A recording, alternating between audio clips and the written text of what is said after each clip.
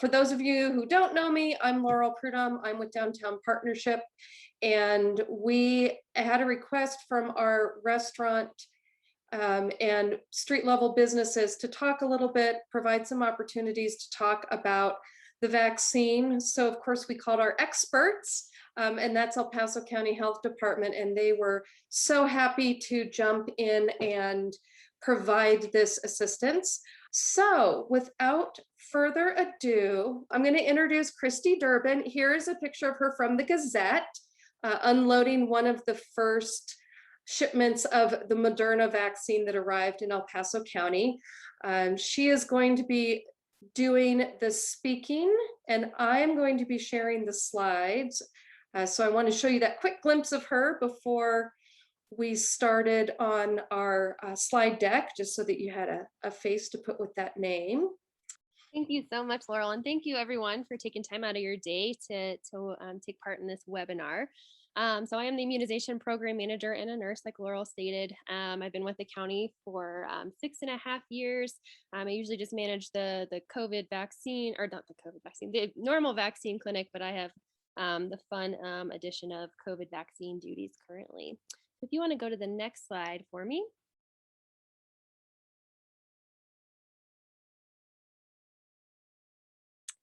Alrighty, so our plan for today, I'm just going to talk about the COVID vaccines that are currently available, a little bit on the vaccine rollout, and then go through some common questions and concerns. So next slide.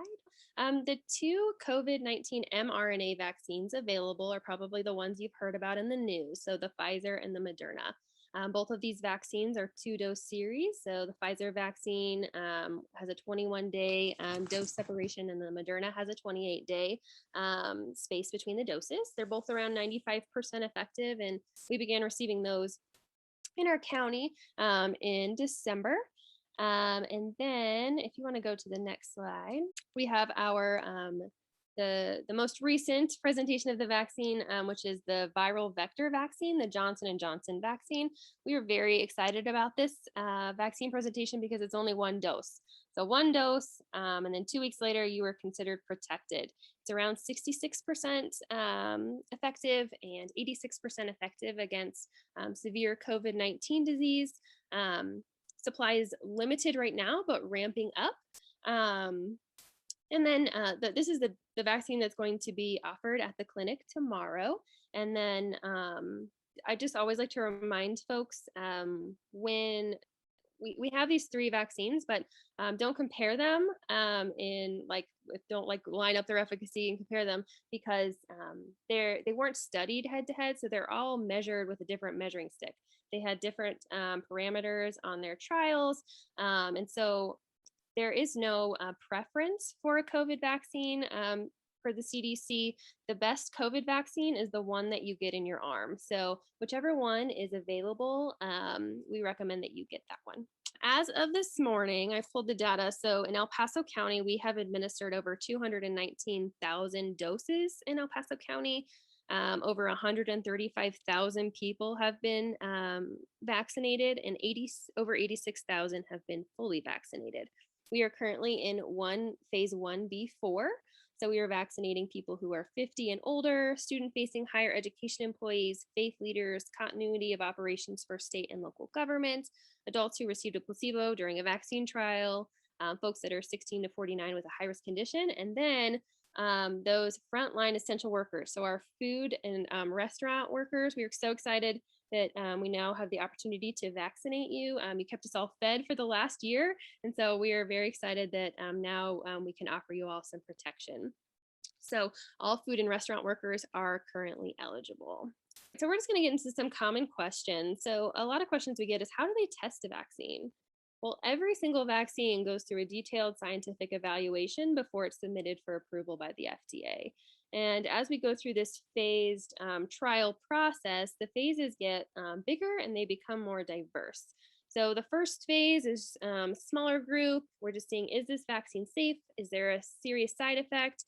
Is the immune system having any kind of response?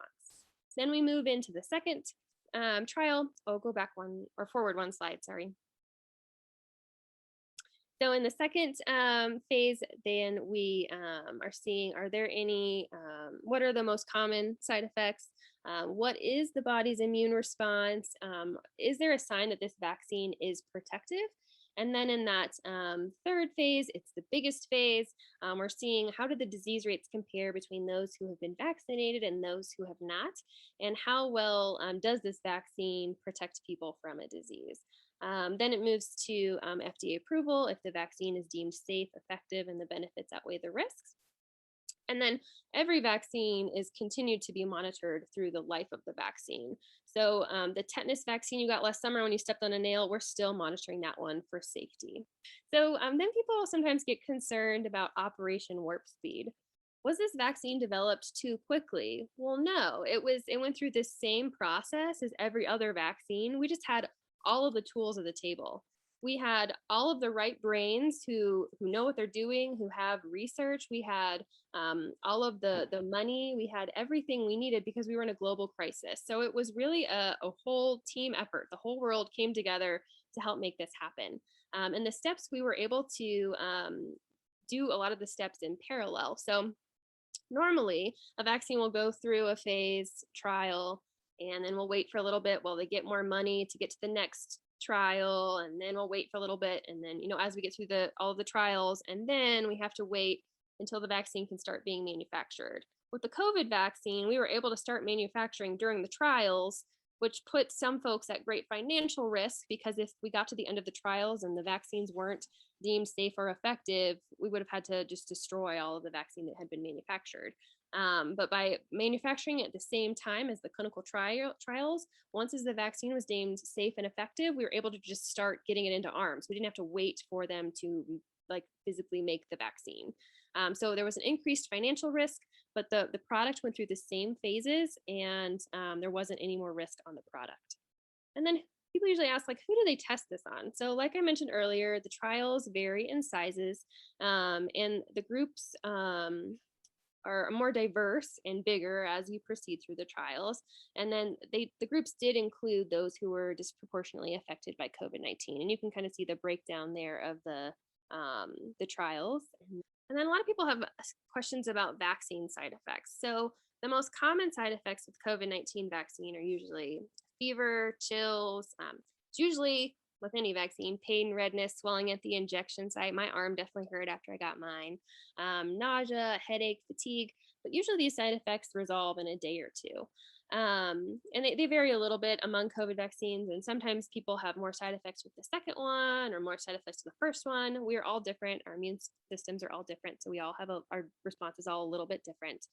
If you are experiencing these side effects after your COVID vaccine, we do want you to stay hydrated, rest if you're tired, and then you can also consider taking an over-the-counter medication like ibuprofen or Tylenol if that's normally safe for you. If those side effects are interfering with your daily life, that's certainly an option. But like I said, they typically resolve in a day or two, and then you're well on your way to building protection against COVID. Right, lasting effects of COVID. People like to talk a lot about the side effects of the vaccine, but we also want to talk about the lasting effects of COVID. If you are not protected and you get COVID, there's some serious concerns afterwards. So some people have inflammation of their heart muscle. They have lung function abnormalities that are very long lasting. They have issues with their kidneys, problems with their neurological system. Maybe they lose their taste and smell, and a lot of people it doesn't come back very quickly, or it's altered. They have difficulty concentrating. A lot of people I have spoken with have described a COVID brain fog afterwards, where they just don't feel like they're thinking as clearly as they used to. There's serious things like blood clots as well, scar tissue in your lungs, seizure, and death. I had the privilege for the last 10 months to work with our nursing homes in their COVID outbreaks. And although, yes, we did see severe illness in their residents, we also saw it in their staff members. So, I'd be talking to somebody on the phone who had COVID, and they would just be walking at a slow pace, and they would say, "I'm sorry, I need to sit down. I'm so out of breath." So very lasting effects of COVID. So then, long-term effects of the vaccine. People sometimes have questions about that. So researchers will be learning about the rare side effects over the next year. but serious vaccine reactions are so infrequent. Hundreds of thousands of people have to be vaccinated and follow over time before we are able to see those serious reactions. And there is an independent data and safety monitoring board for every vaccine, and none of them have reported serious safety concerns with any of the vaccines. Most vaccine side effects occur within 6 weeks of vaccine. Before we had access to the Moderna and Pfizer vaccine, we had 8 weeks of safety data, and now we have months of safety data. Millions and millions of people have been vaccinated at this point, and we haven't identified any serious safety concerns at this point. And then who monitors for safety? So the FDA inspects every lot of every vaccine for safety, potency, and purity for the entire life of the vaccine. So the measles, mumps, rubella vaccine that was licensed in the 80s is still being inspected for safety, potency, and purity. There are long-standing safety systems in place and also a new safety system in place just for the heightened monitoring with these COVID vaccines. So the most common vaccine safety reporting system is VAERS, the Vaccine Adverse Event Reporting System. And that's a cool system because not only as a provider could I report into it, yes, but also a patient, a parent, anyone can report into that system. And then there is the new system, which is vSafe. And that is a text type of platform where it like kind of does like check-ins with everybody, and you're welcome to opt into that after you receive your vaccine. And then vaccine recommendations may change if we get new information from these systems, if there are new risks or new serious side effects, they're definitely used to make those recommendations. And then an emergency use authorization. So all three of the vaccines we currently have have that emergency use authorization. And the FDA can issue those if the product meets the following criteria. So the disease in question has a serious or life-threatening illness or condition. Well, we have COVID, so yes, we've met that criteria. There is reasonable belief that after looking at the evidence, the product may be effective for intended use. All three vaccines are highly effective, so definitely have met that criteria. There's known potential benefits, and they outweigh the risks, and we definitely have that. And then there's no adequate, approved, or available alternative to the product. So we don't have a cure for COVID. The best way to stop a disease from transmitting and from causing deaths is a vaccine. And then lasting immunity. So it's currently unknown how long natural immunity will last after you recover from COVID. I will say, anecdotally, I've worked with the long-term care facilities and nursing homes, and we've seen staff and residents both become reinfected for COVID. Some had more severe disease, some had more mild disease the second time around, but they certainly had COVID twice. And then we don't know the lasting immunity for COVID vaccines.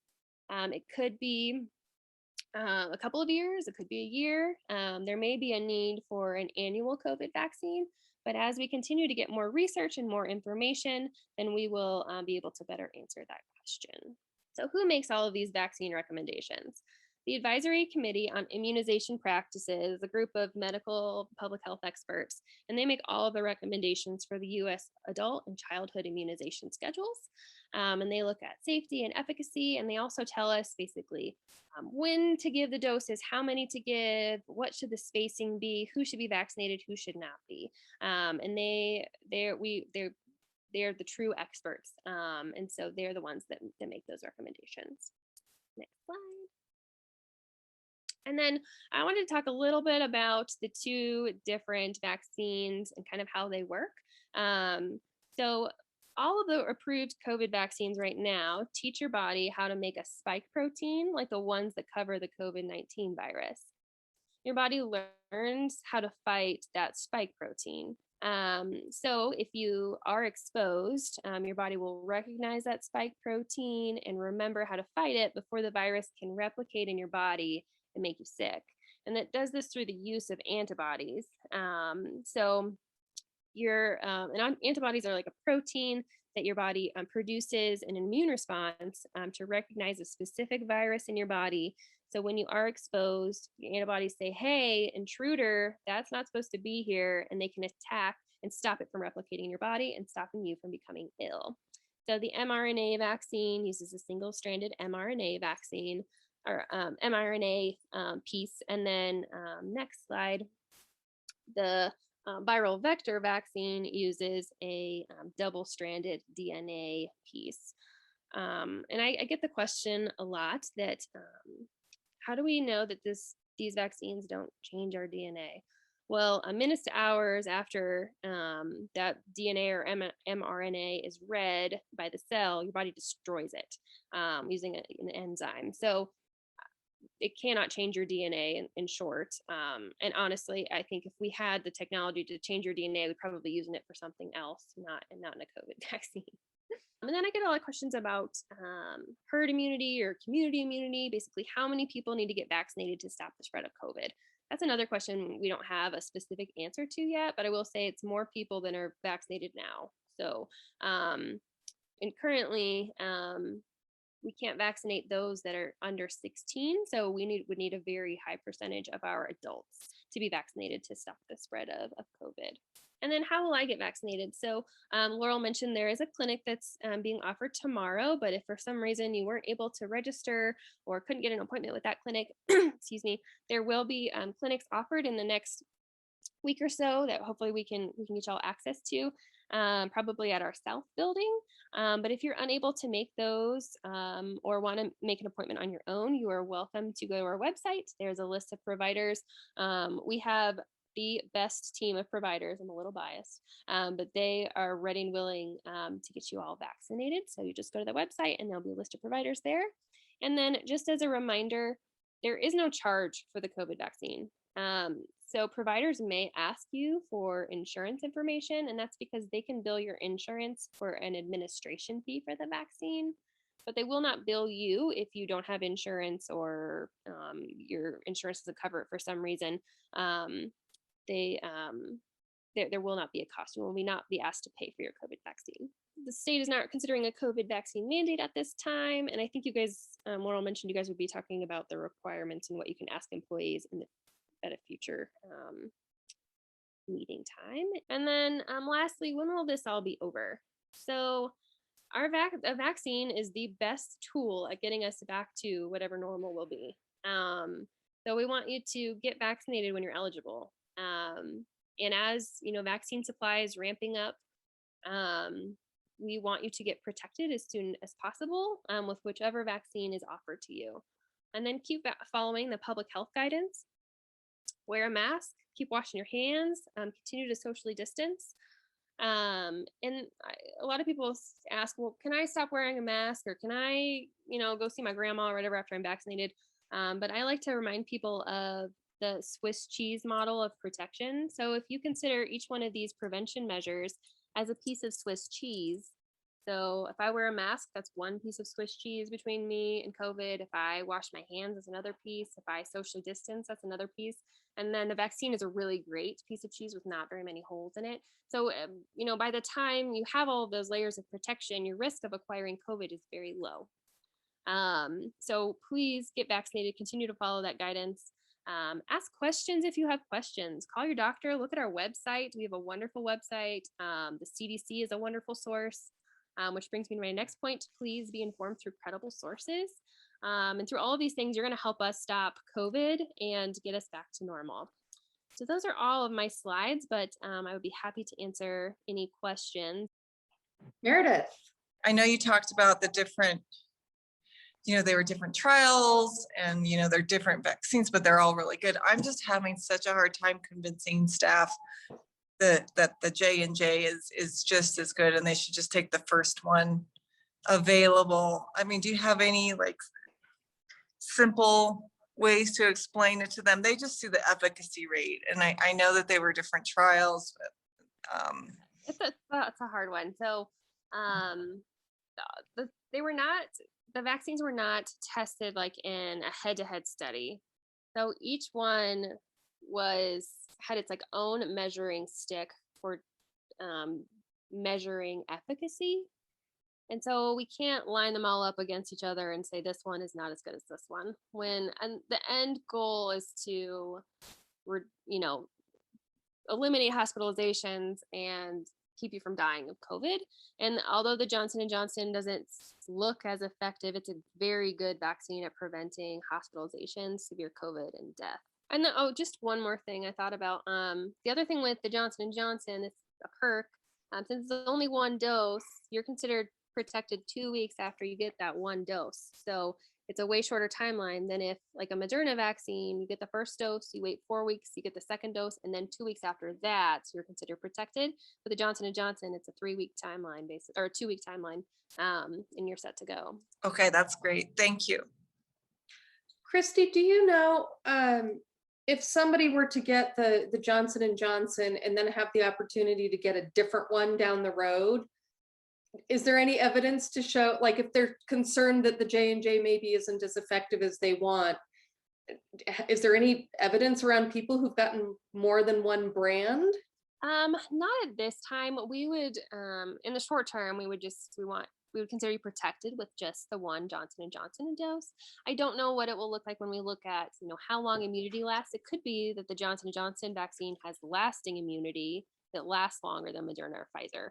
So I think, in a few months or, in a year or so, the recommendations will probably be different, and we'll just have more information to better answer those questions. But for the time being, if you get a Johnson & Johnson and it's been 2 weeks, we would consider you protected, and we wouldn't want you to get another dose yet. Okay. Fair enough. I know nobody has a crystal ball. I wish we did. That would make my job easier. Can I ask a question? On all three of them, is there any kind of rule of thumb that they think maybe there's a year of immunity, or I know they don't really know for sure, but are they kind of assuming that, or are they assuming that it's 6 months or 2 years, or what's kind of the rule of thumb at this point? We don't have a rule of thumb at this point, but I will say something. So if we won't know, like if it lasts a year until somebody's had it in their system for a year, you know what I mean? So Right. if we've only had these vaccines out for, I don't even know how many months it's been, probably 5 or 6, then we only know 5 or 6 months of data at that point. I would hope that it's about a year, at least, could be longer. But that's information we're going to have to wait on, unfortunately. I wish I could answer that. Are you then thinking that you'll have to do a similar program in a year or so to get everybody vaccinated again? That you're already, I would assume you'd have to already be planning for that. So with our rollout, that's a very good question, by the way. With our rollout, every phase that we enter into, there are more and more vaccine providers enrolled who can give COVID vaccine. So ideally, a year from now, there would be as many COVID vaccine providers as there are people that give flu vaccines. So people could just go and get it with their doctor, like what they do with their flu vaccine, and there wouldn't be this, mass need for everybody. It wouldn't be like prioritized phases. It would just be like normal vaccine. If I need my flu shot, I'm gonna go get my COVID shot while I'm at Walgreens or whatever, go and, make my yearly appointment. So the vaccine there will be a ton of supply, and there will be plenty of providers at that point. We won't have to do this like rollout. That's great. Thank you. Great. Well, thank you all for joining us today. I know we had a small group. I had a handful of people who asked that this be recorded because they did want to watch it later. So we'll be getting that link out. So be sure to share that with your staff and your employees. Christy, I can't thank you enough for taking your time to do this. It's a small group here, but we'll have a larger group in the virtual world, and we really appreciate all that you are doing. Thank you all so much for having me, and please reach out to us if you have any questions.